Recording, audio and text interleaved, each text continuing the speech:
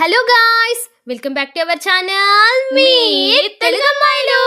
So ఈ రోజు మనం పూరీ కర్రీ ఎలా చేసుకుంటారో చూసేద్దాం. ఫస్ట్ గా పూరీ కర్రీ కోసం మనం ఆలూస్ తీసుకొని బాయిల్ చేసి పెట్టుకుందాం. అండ్ పూరీ కోసం వీట్ ఫ్లోర్ ని యాడ్ చేసుకొని దాంట్లోకి 2 టేబుల్ స్పూన్ ఆఫ్ సూజీ రవ్వని కూడా యాడ్ చేసుకోవాలి. అలాగే కొంచెం సాల్ట్ని కూడా యాడ్ చేసుకొని ఒక్కసారి బాగా తిప్పేయండి.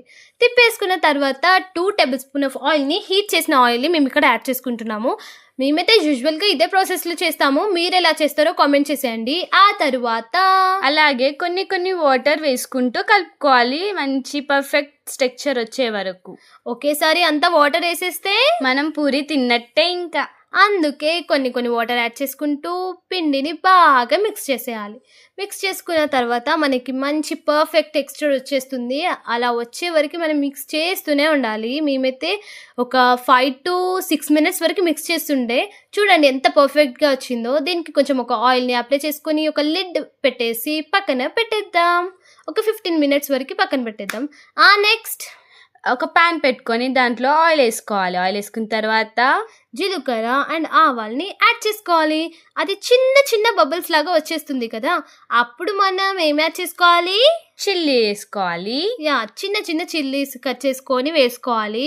ఇక్కడైతే మేము ఫస్ట్ ఎందుకు చిల్లీ వేస్తున్నామో మా చెల్లి చెప్తుంది. ఎందుకు వేస్తున్నాం? దాంట్లో ఉన్న కారం అంతా ఆయిల్లో కలిసిపోవడానికి. అప్పుడు మనం ఈజీగా మిర్చిని కూడా తినేయచ్చు. అందుకే మేము ఫస్ట్ ఇక్కడ మిర్చిస్ని యాడ్ చేసుకున్నాం. ఆ తర్వాత దీంట్లోకి మేము కర్రీ లీవ్స్ని యాడ్ చేసుకున్నాం. అలాగే చిన్నగా చాప్ చేసుకున్న ఆనియన్స్ని కూడా యాడ్ చేసి పెట్టుకున్నాం. ఆ తర్వాత 2 minutes వరకు దీన్ని పక్కన పెట్టేయాలి. అంటే మనం దీన్ని 2 minutes వరకు వేగనించాలి. వేగిన తర్వాత దీంట్లోకి మనం నెక్స్ట్ ఏం యాడ్ చేసుకోవాలి? Turmeric powder.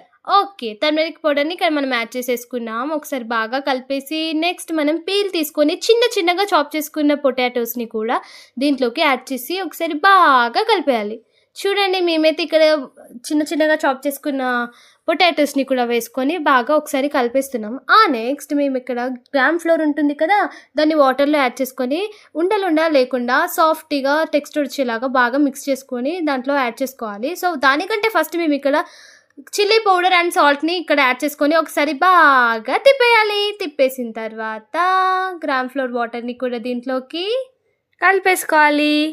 అలాగే కొంచెం గ్రామ్ ఫ్లోర్ వాటర్ని అండ్ అలాగే ఇది తొందరగా థిక్గా అయిపోతుంది కాబట్టి కొంచెం వాటర్ కూడా యాడ్ చేసుకుంటే బెటర్. మేము ఇక్కడైతే ఇంకా కొన్ని వాటర్ కూడా యాడ్ చేసుకున్నాం. చూడండి, ఇప్పుడు యాడ్ చేసేస్తాం.